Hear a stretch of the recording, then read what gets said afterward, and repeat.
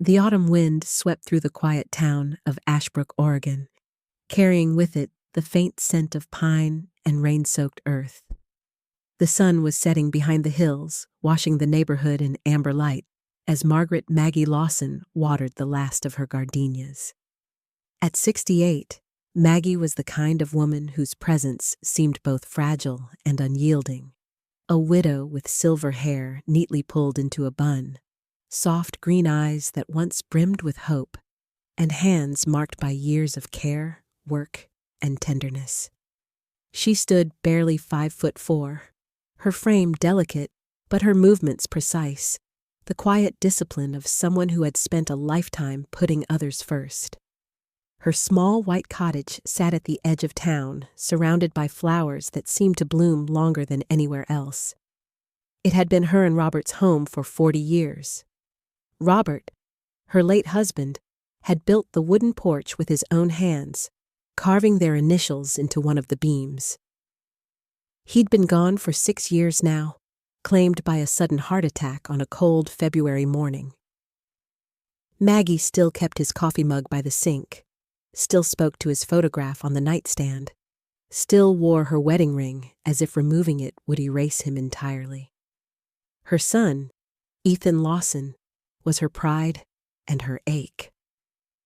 Ethan, now 38, had been the kind of boy who built toy rockets and swore he'd become an engineer. He had Robert's dark hair and sharp jawline, though time and stress had added faint creases around his eyes. Ethan had married Claire 8 years ago, a tall, elegant woman with sleek auburn hair and a smile that could melt anyone's defenses. Claire worked in marketing, always polished, always perfect. The kind of woman who never left the house without lipstick or purpose. When they married, Maggie was overjoyed. She had poured her savings into helping them start their life, paid off Ethan's student loans, gave them $40,000 for a down payment on their first house, and later helped cover preschool tuition for their son, Leo. "It's just money," she used to tell Robert's photo, smiling through the ache in her chest. "Their family?" But lately, something had changed. The warmth in Ethan's voice had thinned, replaced by a transactional tone Maggie didn't recognize. Every call began with affection and ended with a request. "Mom, we're a little short this month," or "Claire's car needs new tires," or "We'll pay you back soon." They never did. The house, once full of laughter during their visits, now felt like a stage.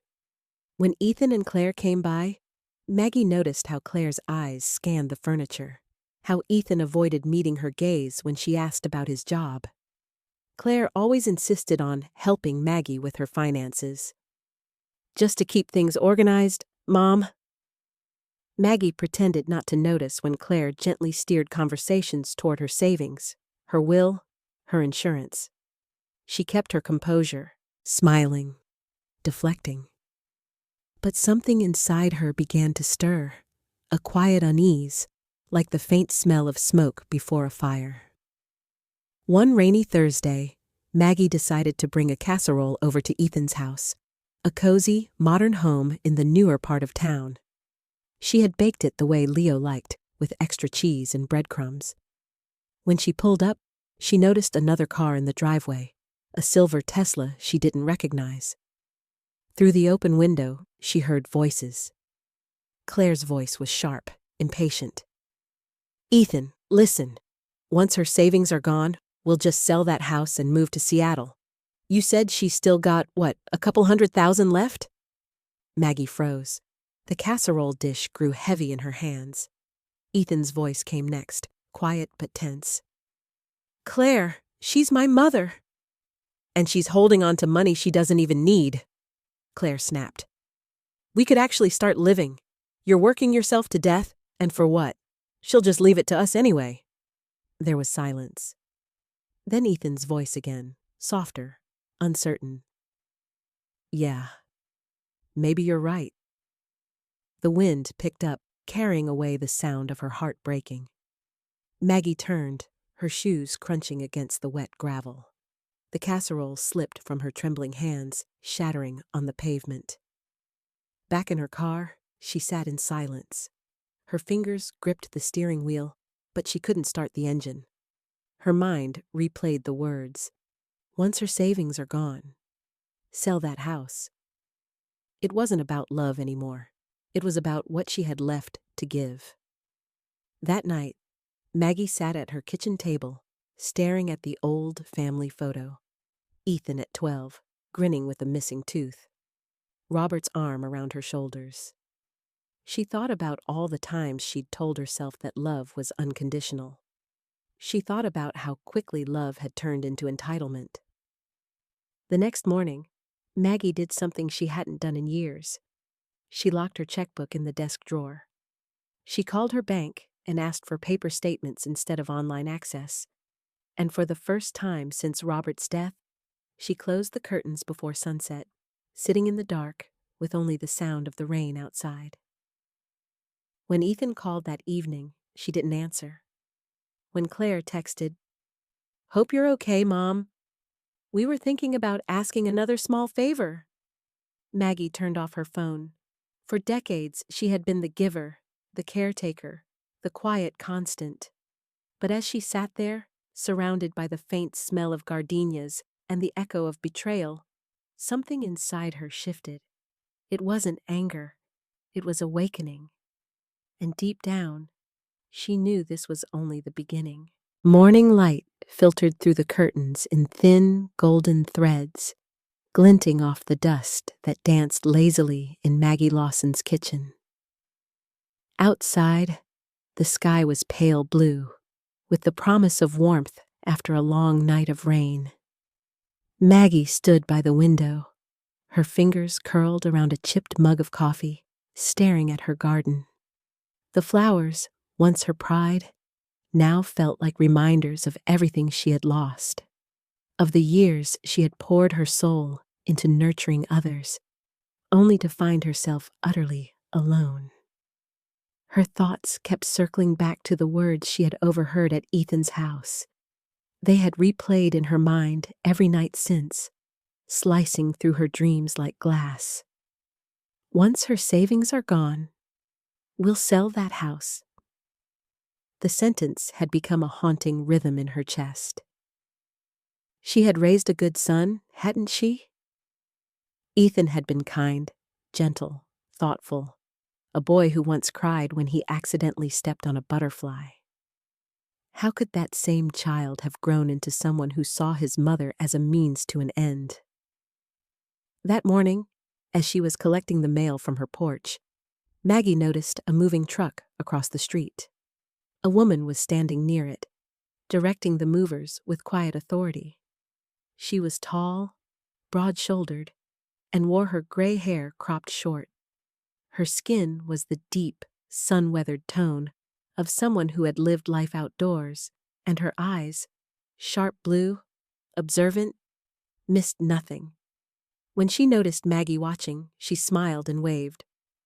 "Morning, I'm Helen Brooks, just moved in." Maggie managed a small smile and crossed the street. "Welcome to Ashbrook," she said, her voice soft but steady. "I'm Maggie Lawson. That's my house there, the one with the overgrown garden." Helen chuckled, a low, warm sound. Overgrown gardens are the best kind. Means someone loves them. There was something immediately comforting about her tone. Firm, yet kind. Helen was 70, though her posture was straight and her step sure, a trace of military precision in the way she moved. She had been a nurse for 40 years, she explained, mostly working in geriatric care before retiring. "Old people are my tribe," she said with a wink. "I've seen everything, especially how families treat their elders." The two women talked for nearly an hour that morning. There was something effortless about Helen's company, a blend of empathy and practicality that made Maggie open up in ways she hadn't planned. By the time they reached the part about Ethan and Claire, about the overheard conversation and the subtle manipulation, Maggie's hands trembled slightly on her coffee cup. Helen leaned forward, her eyes narrowing. "Maggie?" she said, her voice dropping low. You're not being paranoid. What you're describing? That's financial control. It starts small, then grows. They isolate you, make you question yourself, make you dependent. I've seen it too many times. Maggie blinked, stunned. But they're my family, my only family. Helen reached across the table and gently touched her hand. That's what makes it dangerous. She paused, choosing her next words carefully. You need to talk to someone who understands these situations, a professional. There's a lawyer in town, George Carter. He used to work in elder rights law before he semi-retired. Still takes cases when someone really needs help. I'll give you his number. Later that afternoon, Maggie sat in her car outside the small law office on Main Street. The sign read, George Carter, Attorney at Law, Estate and Elder Advocacy. She hesitated before stepping inside. George Carter looked exactly as Maggie imagined a seasoned lawyer would. He was in his mid-60s, tall but slightly stooped, with a neatly trimmed gray beard and glasses that slid down his nose every few minutes. His suit was worn at the elbows, but he carried himself with the calm confidence of someone who had seen too much of the world to be easily surprised. Mrs. Lawson? He said, standing to shake her hand, his grip firm but kind. Helen told me a bit about your situation. Why don't you start from the beginning? As Maggie spoke, recounting the years of financial help, the mounting requests, and finally the conversation she had overheard, George listened intently, occasionally jotting notes in a small leather notebook. When she finished, there was a long silence. He sighed and leaned back. Maggie, he said, his tone serious, you're in what we call a financially controlled relationship. It happens more often than you'd think, especially between aging parents and adult children. You've been conditioned to believe their needs come before your security. And now, it sounds like they're taking the next step: isolation and legal control. Maggie frowned. Isolation? Yes, he replied. Cutting off your independence, making sure you depend on them for decisions, communication, finances. It's not always physical abuse. It's manipulation. Quiet, consistent, and very effective. He leaned forward. Has your son or daughter-in-law asked you to sign anything recently? Maggie hesitated. They've mentioned something about a power of attorney. Said it would make things easier if something ever happened to me. George nodded grimly. That's how it begins. Once you sign that, they can access your accounts, sell your property, even make medical decisions for you. You need to protect yourself, quietly. Don't confront them yet. We'll take care of the paperwork. He explained the steps patiently, closing shared access, revising her will, moving her funds to a protected trust. Everything must look unchanged on the surface, he advised. If they sense you're taking back control, they might escalate. Maggie left the office with a strange mix of fear and resolve. The rain had begun again, a thin drizzle softening the world into muted gray. For the first time in years, she felt something solid under her feet. Not trust, not comfort, but clarity. That night, Ethan and Claire came over for dinner. Claire brought wine, her lipstick a perfect coral shade. We've been thinking, Mom, she began between sips. It might be a good idea to get some paperwork sorted. You know, power of attorney, in case anything ever happens. Just practical stuff. Ethan avoided eye contact, fiddling with his napkin. It's just to make sure we can help you, Mom. Maggie smiled softly, hiding the tremor in her chest. That sounds very responsible, she said. Why don't you bring the papers next week? Claire's eyes gleamed with satisfaction. Perfect. I'll have everything ready. The next morning, Maggie walked into her bank. The teller, a young man named Owen with freckles and nervous energy, greeted her politely. Good morning, Mrs. Lawson. What can I help you with? I'd like to make some changes, she said. Discreet ones? By noon, every account had been transferred into her name only, linked to a private trust George had set up. Her will was rewritten and notarized. Everything she owned, the house, the savings, even Robert's old insurance policy, was now legally shielded from anyone but herself. As she drove home, the clouds began to break, sunlight spilling through in golden ribbons. Maggie exhaled, realizing she'd been holding her breath for weeks. For the first time since Robert's death, she felt like she was making a decision for herself. Not as a mother, not as a widow, but as Margaret Lawson, a woman who had finally woken up. When she arrived home, she saw Helen watering her roses. Maggie waved and called out, "I did it." Helen smiled knowingly. "Good," she said. "Now keep it quiet. The real storm hasn't even started." Maggie looked toward the horizon, where dark clouds were gathering again. Somehow, she knew Helen was right. A cold mist clung to the pine trees that surrounded Ashbrook that morning, the kind of damp chill that sank deep into the bones. Maggie Lawson awoke to the sound of a soft, mechanical hum outside her window. It wasn't the usual song of birds or the rustle of wind. It was sharper, metallic. When she pulled back the curtain, her heart skipped. A man in a blue uniform was standing on a ladder, drilling something into the corner of her porch roof. A small black camera glinted in the pale light. She stepped outside, her robe wrapped tightly around her frail frame. "Excuse me," she called, her voice cutting through the mist. The man, a heavy-set technician in his 40s with thinning blonde hair and a patient face, turned toward her. His badge read, Harlan Security Services. "Can I help you, ma'am?" he asked politely. "What are you doing to my house?" she demanded. "Installing cameras," he replied matter-of-factly. "Mr. Ethan Lawson arranged the service. Said it was for your safety." Maggie felt the world tilt slightly. "He had no right to do that," she said, her voice trembling. "This is my property." The man hesitated, clearly uncomfortable. "I'm just following the order, ma'am. Maybe you should call him to confirm." She turned away before he could see the tears of fury welling in her eyes. Inside, she dialed Ethan's number with shaking fingers. He answered after 2 rings, his tone falsely calm. "Morning, Mom." "What are these cameras doing on my house?"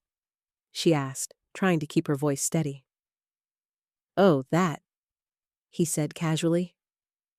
"Claire and I thought it'd be best. You've been forgetful lately. You left the stove on last week, remember?" "That never happened," she snapped. "Mom, you probably just don't remember. It's fine. The cameras are just to keep you safe." "Safe from whom, Ethan?" There was a pause. Then his voice hardened. "From yourself." When he hung up, Maggie sat in the kitchen staring at her trembling hands. The coffee she'd made was growing cold. "They think I'm losing my mind?" she realized. Or worse, they wanted everyone else to believe it. Within days, their plan unfolded like a carefully written play. Neighbors began to treat her differently. Mrs. Dalton, who lived 2 houses down, a plump, gossipy woman with silver curls and a fondness for lemon pie, stopped by with a forced smile. "Maggie, dear," she said, patting her arm. "Ethan told me you've been having trouble lately. I just want you to know we're all here for you."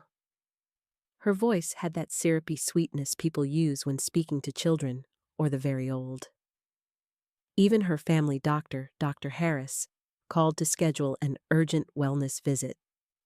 He was a kind man in his 50s, always smelling faintly of peppermint and coffee.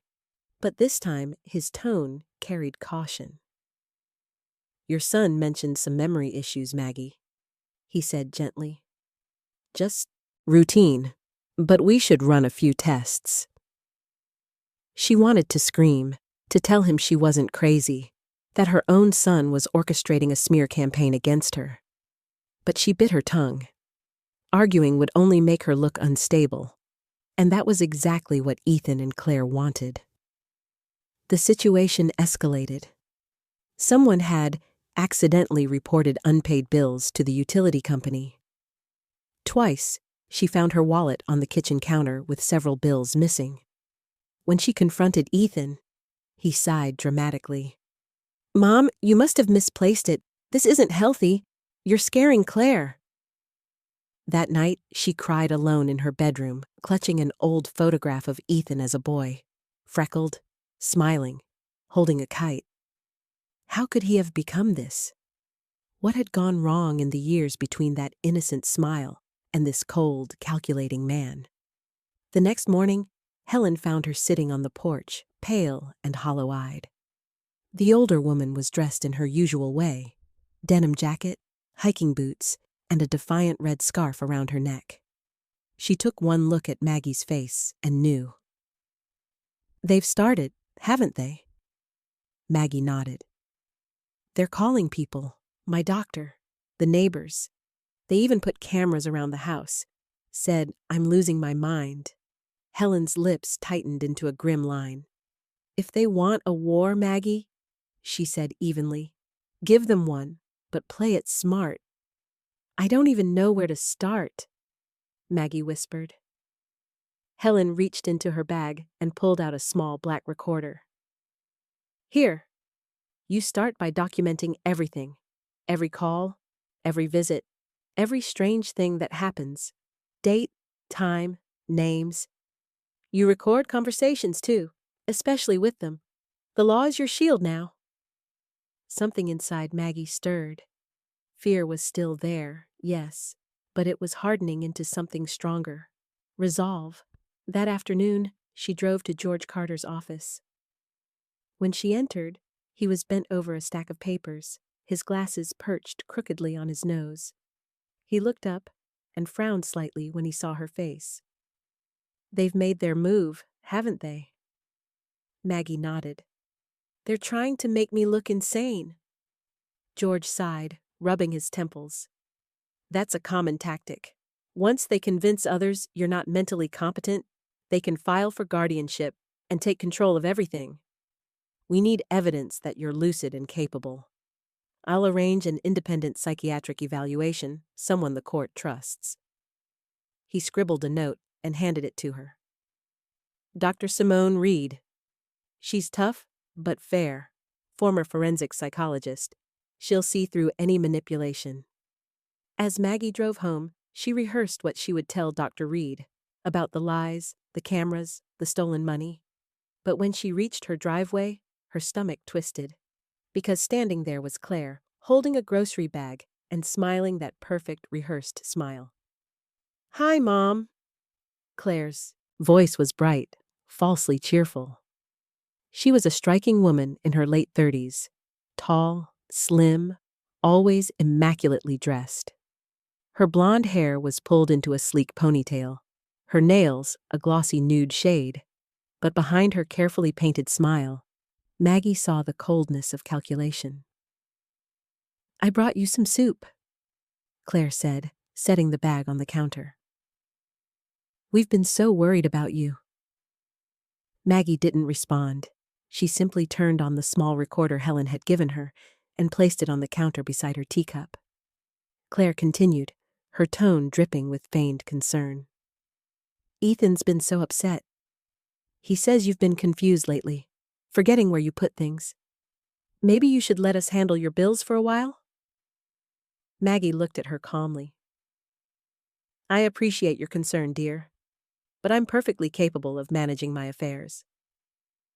Claire blinked, then laughed softly, the sound brittle.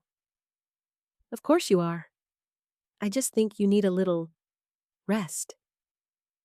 When she finally left, Maggie checked the recording. Every word, every fake laugh was there. Proof. Over the next week, Maggie began building her case. She kept a notebook by her bed, writing down each incident. The cameras that blinked red at night. The unexplained charges on her credit card. Even the police officer, a young man named Officer Delgado, who knocked on her door after Ethan called in a wellness check. He had dark hair, a kind smile, and the slightly awkward politeness of someone new to the job. "Sorry, ma'am," he said, glancing around her tidy living room. "Your son was worried. Said you might be confused or unsafe." Maggie handed him a cup of tea and smiled. "Officer, does this look like the home of a confused woman?" He looked around, embarrassed. "No, ma'am, not at all." When he left, she added his name to her list of witnesses. That night, she called George. "I'm ready," she said. "Whatever they're planning, I'll have proof."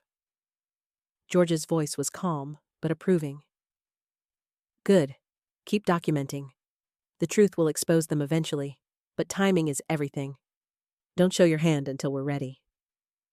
As Maggie hung up, she looked around her home, the place where she had raised her son, celebrated birthdays, mourned her husband. Now it had become a battlefield, wired with eyes she didn't trust. But for the first time in a long while, she wasn't just the victim. She was the hunter, quietly gathering her weapons. Outside, the mist had lifted, revealing a sky streaked with violet and gold. Maggie stood at the window, watching the light fade, her reflection staring back. A woman betrayed, but not broken. The war had begun, and this time, she intended to win. The morning sun hung low over Ashbrook, painting the sleepy town in thin gold lines. Maggie Lawson sat at her kitchen table, hands wrapped tightly around a cup of coffee that had long gone cold. The house was quiet, too quiet. The faint hum of the refrigerator was the only sound, but her mind was roaring. She could feel it coming, the next move in Ethan's cruel game. And she was right. By noon, a white envelope slid under her door. Inside was a notice stamped with the cold authority of law. Petition for guardianship. Her eyes blurred as she read the words again and again. Ethan Lawson and Claire Lawson were requesting the court to declare her legally incompetent. They were trying to strip her of her freedom, her dignity, her name. Her hands trembled as she dialed George Carter's number. Within an hour, his black sedan pulled into her driveway. George, in his mid-50s, carried the steady presence of a man who had seen too much of the world's unfairness. His salt and pepper hair was slicked back, and his sharp gray eyes studied everything, missing nothing. Years in family law had turned his expression into one of permanent skepticism. "They've gone for the jugular," he said after scanning the papers. "A full petition for guardianship means they want control over your estate, your accounts, everything." Maggie's voice cracked. "They're my children, George. My son and his wife. How can they do this to me?" George sighed. "I've seen it before, Maggie. Greed makes people unrecognizable. The estate, your house, your savings, it's worth nearly $500,000. That's enough to turn love into ambition." The words cut deeper than any blade. Maggie felt her chest tighten. $500,000? That's what 40 years of my life amounts to for them? She leaned back, staring out the window at the oak tree Henry had planted the year Ethan was born. Its branches reached upward, strong and loyal. Everything her son no longer was. The hearing was scheduled for the following week. George explained the situation calmly, as if speaking to a client rather than an old friend.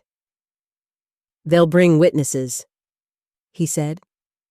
"Usually neighbors, doctors, anyone they can influence. It's standard in these cases, to make you look unstable." And they did. The first was Mrs. Dalton, the gossiping neighbor with her pastel cardigans and a voice like a squeaky hinge. On the stand, she said with exaggerated sorrow. Poor Maggie's been acting strange lately. I saw her talking to herself in the garden just last week. Maggie wanted to scream.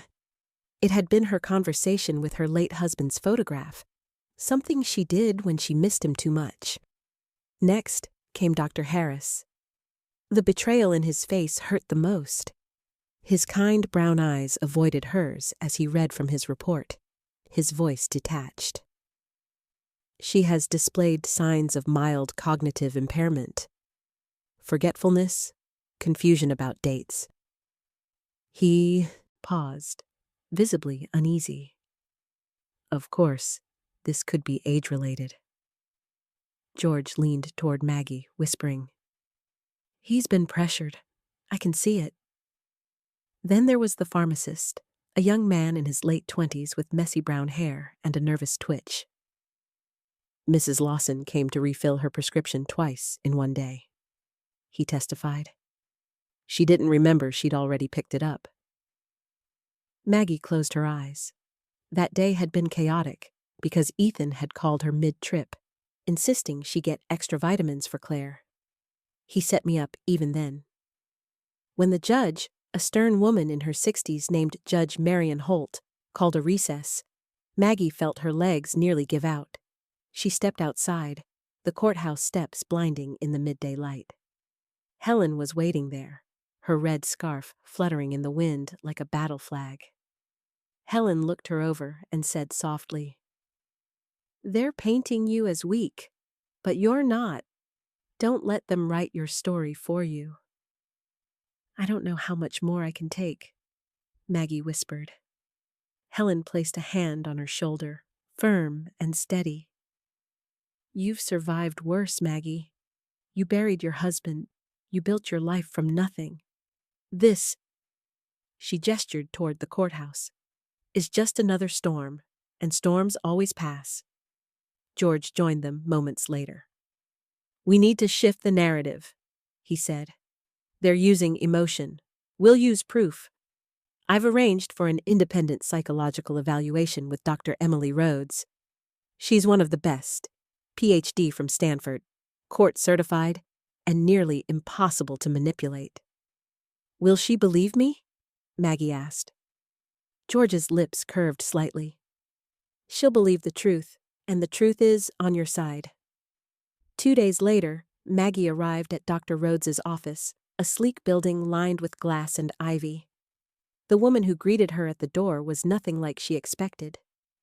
Dr. Emily Rhodes was in her early 40s, with chestnut hair pulled into a low bun, sharp hazel eyes, and an expression that balanced empathy and intellect in equal measure. She moved with calm precision, every gesture deliberate. "Mrs. Lawson," she said warmly, extending a hand. "Please, come in." Her office was painted in muted blues and grays, filled with soft light from a large window overlooking a garden.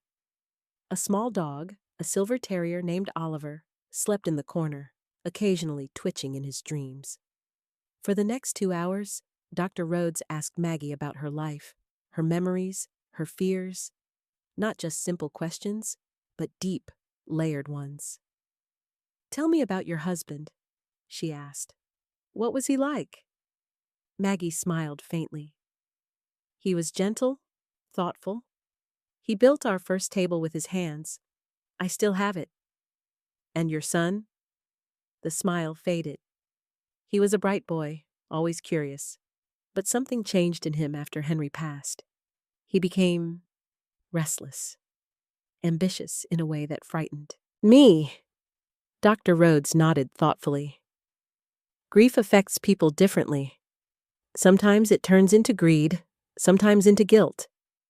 She scribbled notes but kept her eyes kind. "You seem very aware of your circumstances, Maggie. Do you understand what your son is trying to do legally?" "Yes," Maggie replied, voice steady. "He wants control over me, over everything I built." "And how do you feel about that?" "Angry, but also sad. I keep wondering if there was something I could have done differently." Her eyes welled up, but she didn't look away. But I'm not crazy. I know what's happening to me. Dr. Rhodes smiled gently. No, Mrs. Lawson. You're not crazy. You're heartbreakingly lucid. When the session ended, Maggie felt lighter. For the first time in months, she felt seen. Not as a burden, not as a confused old woman, but as a human being who still had a mind, a voice, and a fight left in her. A week later, George called. We have the report, he said, and she could hear the smile in his voice. Dr. Rhodes confirmed you are fully competent. No signs of dementia or cognitive decline. In fact, she noted your reasoning and memory are above average for your age. Maggie exhaled shakily. So that's it? They can't win now, can they? George's tone softened. This is a strong blow to their case, Maggie, but they won't give up easily. People like Ethan don't back down when money's involved. They escalate. That night, as Maggie sat on her porch beneath the fading orange sky, she let the cool breeze brush against her face. She thought of her husband again, his laughter, his quiet strength. You'd be proud of me, Henry, she whispered. I didn't let them break me. But deep down, she knew this was far from over. Ethan would not stop until he had what he wanted. And she would not stop until she proved she was stronger than the son who tried to destroy her. The legal trap had been set, but it would be Ethan who fell into it. The sky above Ashbrook was heavy and gray that morning, the kind of color that seemed to swallow the sun whole. Maggie Lawson stood outside the courthouse steps, her breath visible in the crisp Oregon air. The courthouse itself, an old brick building with stone columns, felt cold and unwelcoming, as if it had seen too many broken families cross its threshold. Helen stood beside her, dressed sharply in a navy blue coat, her silver hair pinned neatly. You don't owe them fear, Maggie, she whispered. You owe yourself peace. Maggie nodded silently. Her hands, though trembling, held firm around her leather purse, where she kept Henry's old wedding band. It was her anchor, a reminder that she had survived worse storms than this. Inside, the courtroom smelled faintly of old wood and tension. Ethan sat at the plaintiff's table, wearing a dark suit and a self-righteous expression. His sandy brown hair was slicked back, but the dark circles under his eyes betrayed restless nights. Beside him sat Claire, wearing a soft gray dress that made her look demure, almost angelic. But Maggie saw the glint of calculation in her daughter-in-law's eyes. Their lawyer, Martin Sloan, was a tall, thin man in his 40s with a sharp jawline and neatly trimmed beard. His reputation for aggressive cross-examination was well known in Ashbrook, the kind of man who smiled as he twisted the knife. At the defense table, George Carter spread his notes calmly, his silver-rimmed glasses perched low on his nose. He wore a charcoal suit, crisp but not ostentatious, and his composure radiated quiet confidence. Ready? He asked softly. Maggie took a breath. As I'll ever be. The judge, Marion Holt, entered, her black robe flowing like a shadow behind her. She adjusted her glasses and looked at the room with the weariness of someone who had seen too many families torn apart by greed. This court is now in session, she announced, voice clear and commanding. Martin Sloan was the first to speak. Your Honor, he began, his tone heavy with practiced sympathy. We are here today because Mrs. Maggie Lawson, once a loving mother, has become the victim of manipulation by outsiders. My clients, Ethan and Claire Lawson, only seek to protect her well-being. Sadly, her recent behavior, irrational, paranoid, and erratic, has raised grave concerns about her mental state. He gestured toward Maggie with faux compassion. Our goal isn't punishment, but preservation. We simply want what's best for her. Maggie felt her stomach twist as she listened. Every word was a dagger dipped in honey.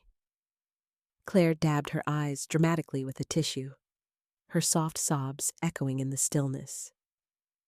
"We love her so much," she said tearfully. "But she's pushed us away. Ever since she met that woman, Helen Brooks, she's been distant, suspicious. We think Mrs. Brooks has been manipulating her." Her voice cracked at just the right moments like a seasoned actress. Ethan took the stand next, straightening his tie. His tone was steady, rehearsed. "My mom used to call me every day. We were close. But lately, she's been confused. She forgets simple things. Last month, she called me 3 times asking the same question about the water bill. I'm scared for her, Your Honor." From her seat, Maggie's fingers clenched so tightly that her knuckles turned white. Every lie layered on top of the next, burying the truth deeper. How can my own son look me in the eye and say these things? When it was George's turn, he rose slowly, buttoned his jacket, and walked toward Ethan. "Mr. Lawson," he said evenly, "you mentioned being close with your mother. Could you tell the court the last time you visited her without asking for financial assistance?" The room fell silent. Even the sound of the air conditioning seemed to stop. Ethan blinked. I visit her all the time." "Yes," George continued, voice calm but firm. "But when was the last visit that didn't involve money? A loan, a favor, help with a payment?" Ethan shifted uncomfortably. "I don't recall the exact—" George leaned in slightly, his tone soft but piercing. "So you can't name one?" The silence stretched. Claire's hand tightened on her husband's arm. Judge Holt watched quietly, expression unreadable. "No further questions?" George said, turning back to his table. Claire took the stand next. George's questioning was gentle but unrelenting. "Mrs. Lawson," he began, "you've accused your mother-in-law of erratic behavior. Could you describe one incident that endangered her or anyone else?" Claire hesitated. "Well, she sometimes forgets things, like where she puts her keys." "Many people forget where they put their keys," George replied. "That's not a sign of incompetence. It's a sign of being human." The courtroom chuckled softly. Claire flushed crimson. After the plaintiffs finished their testimony, George called Dr. Emily Rhodes. Dressed in a cream blouse and a navy skirt, Dr. Rhodes carried herself with quiet authority.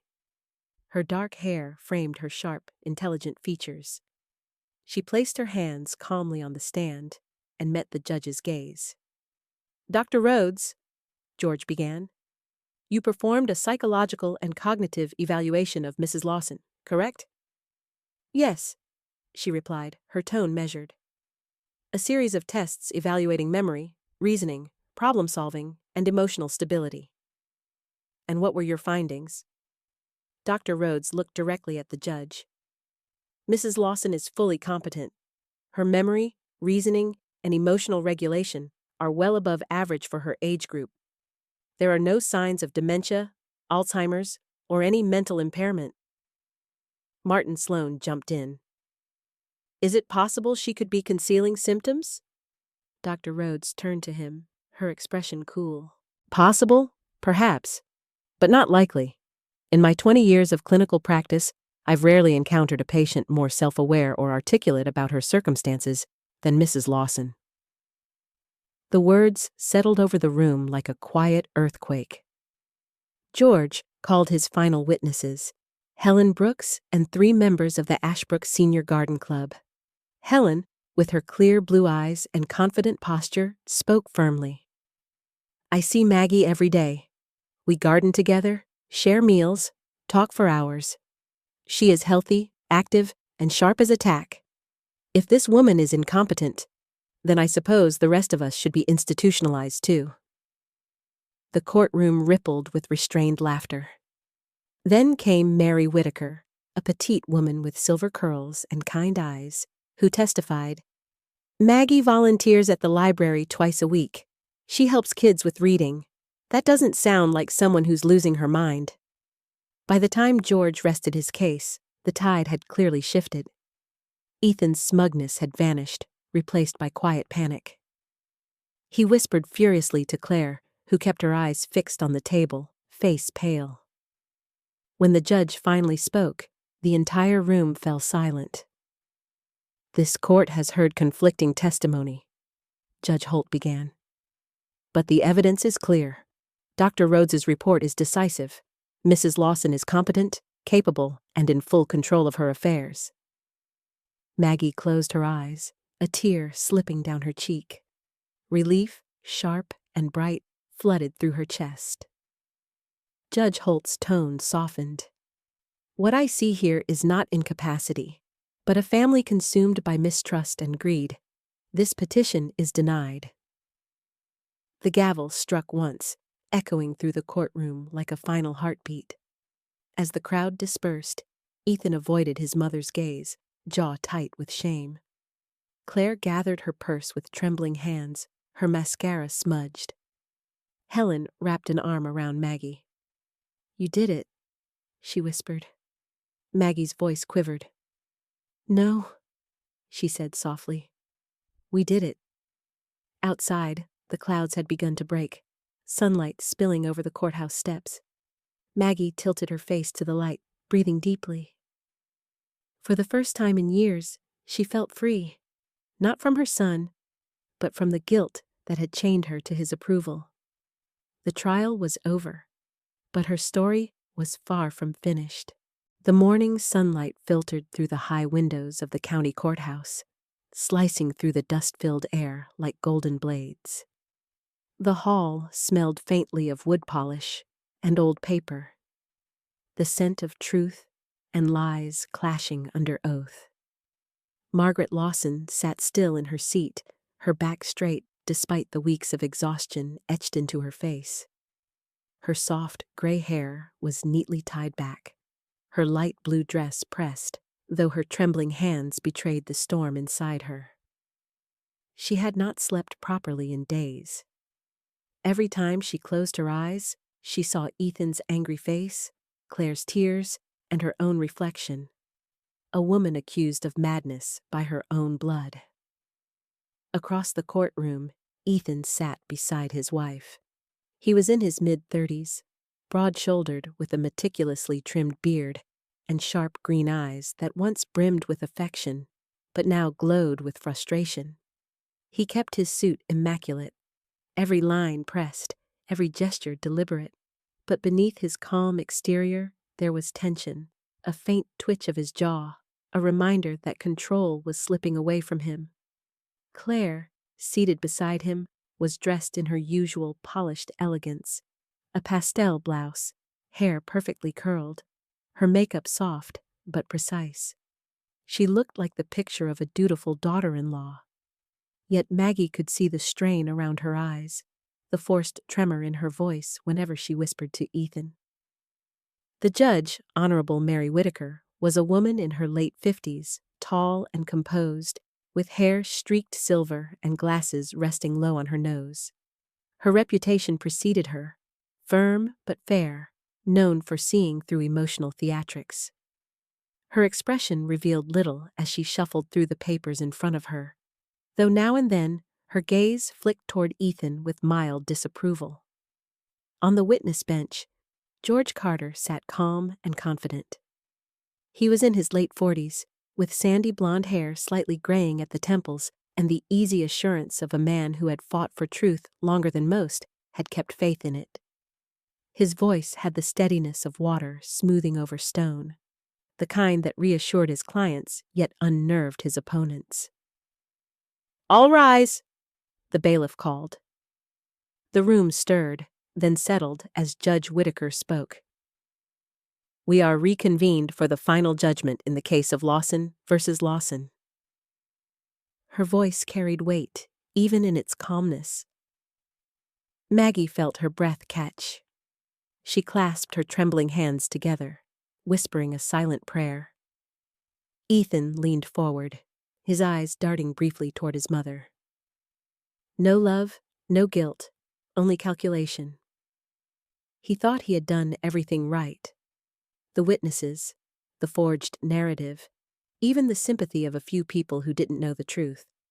But deep down, he underestimated the one thing stronger than manipulation: a mother's resilience. The judge began to summarize the case. The petitioners, Ethan Lawson and Claire Lawson, allege that Mrs. Margaret Lawson is no longer mentally competent to manage her personal or financial affairs and seek guardianship and control over her estate, valued approximately at $500,000. She paused, her eyes narrowing slightly as she looked up. However, after reviewing all testimony and evidence presented, this court must now deliver its findings. The courtroom fell silent. Maggie could hear the faint hum of the overhead fan and the beating of her own heart. Her thoughts drifted for a brief second to the life she once had, to the family dinners that had turned into arguments, to the laughter that had faded into suspicion. She had loved Ethan more than anything, had sacrificed her dreams for his comfort. How did it come to this? She thought of Helen Brooks sitting in the second row behind her, her friend's wrinkled hands folded in quiet support. Helen gave her a faint nod, eyes gleaming with fierce pride. Next to Helen was Dr. Emily Rhodes, the psychologist who had evaluated Maggie. Emily, a woman in her 40s with chestnut hair and calm brown eyes, radiated confidence and compassion. Her report had been the turning point, proving beyond question that Maggie's mind was sharp and her memory flawless. The defense has provided substantial evidence, the judge continued, including testimony from Dr. Rhodes, who concluded that Mrs. Lawson is of sound mind and fully capable of managing her own affairs. Ethan's lawyer, a tall man named Mr. Denton with a slicked-back haircut and an expensive suit, shifted uncomfortably in his seat. His earlier confidence was evaporating. Furthermore, Judge Whitaker said, the court finds the petitioner's conduct troubling. Her tone sharpened.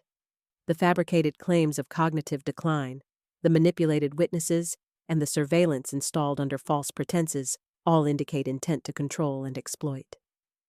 Ethan's shoulders stiffened. Claire's eyes widened, her hands clutching her purse tightly. The room seemed to tilt slightly. The air thickened. Maggie didn't breathe.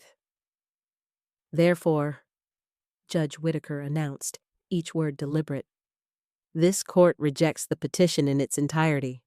Mrs. Margaret Lawson is declared fully competent. The petitioners are hereby warned that any further attempts to misuse legal processes for personal gain will result in sanctions. The words hit Ethan like a thunderclap. His jaw clenched, his nostrils flared, but he said nothing.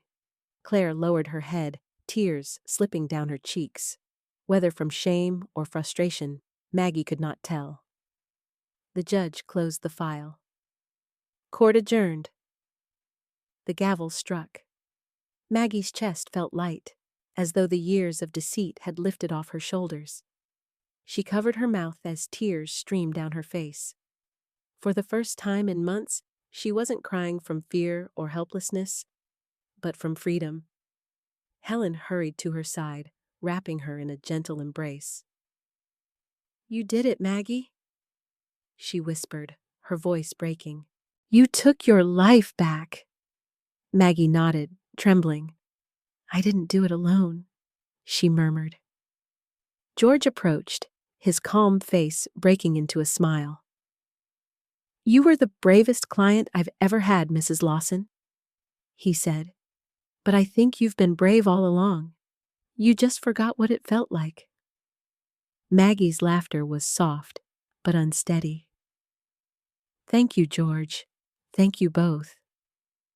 As they stepped out of the courthouse, the autumn air greeted them, crisp, cool, and alive with the scent of falling leaves. The world outside seemed brighter. Maggie tilted her face toward the sun, feeling warmth touch her skin for the first time in what felt like years. She knew the road ahead wouldn't be easy.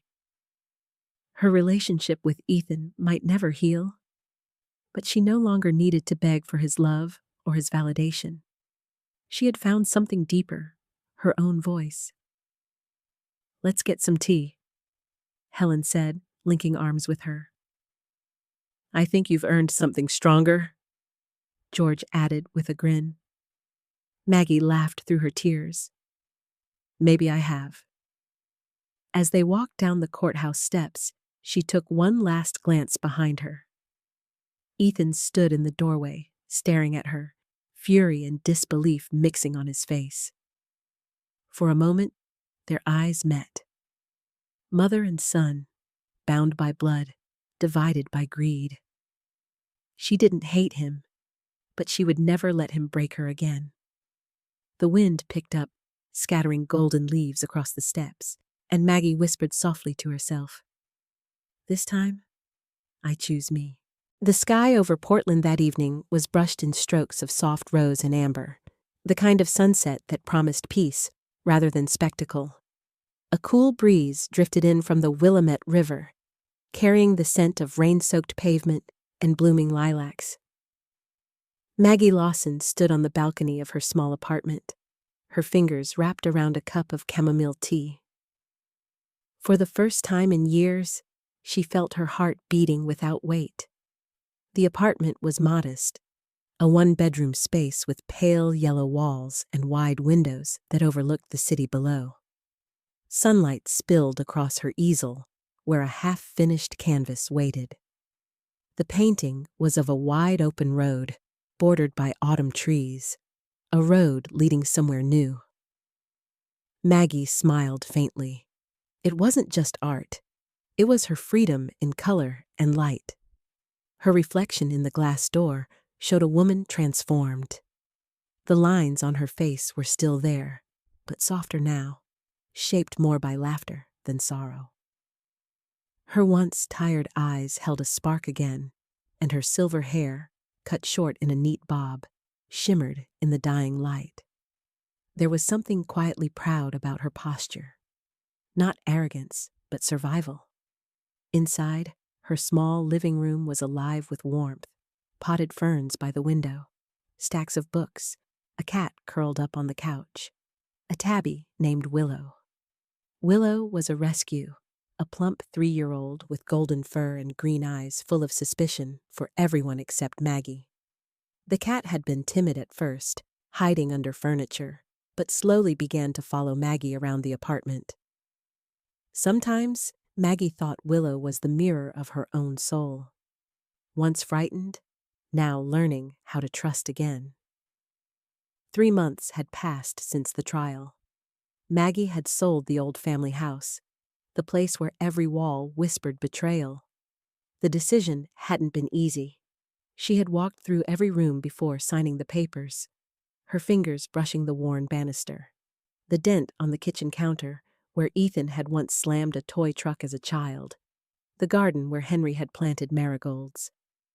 Each memory stung, but she knew keeping that house meant keeping the ghosts. Freedom had a price, but it was one she was finally willing to pay. She had donated half of her fortune, over $200,000, to an organization called Silver Voices, which supported elderly victims of financial abuse.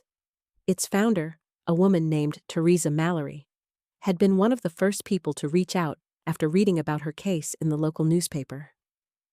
Teresa was in her early 60s, tall and broad-shouldered, with short salt and pepper hair, and the commanding presence of someone who had seen too much injustice to stay silent. Her voice was deep and kind, but her eyes burned with purpose. When Maggie first met her at the small Silver Voices office, she remembered thinking Teresa looked like the embodiment of strength. "What happened to you?" Teresa had said gently. "Isn't rare. It's just rarely spoken about. Most people suffer in silence, ashamed, afraid, or too old to fight back. You fought. That matters. Maggie had simply nodded, too emotional to speak. She didn't feel like a hero. She just wanted to feel human again. Yet as the days turned into weeks, Maggie began volunteering with the organization. She answered calls from victims, voices trembling, stories eerily similar to her own.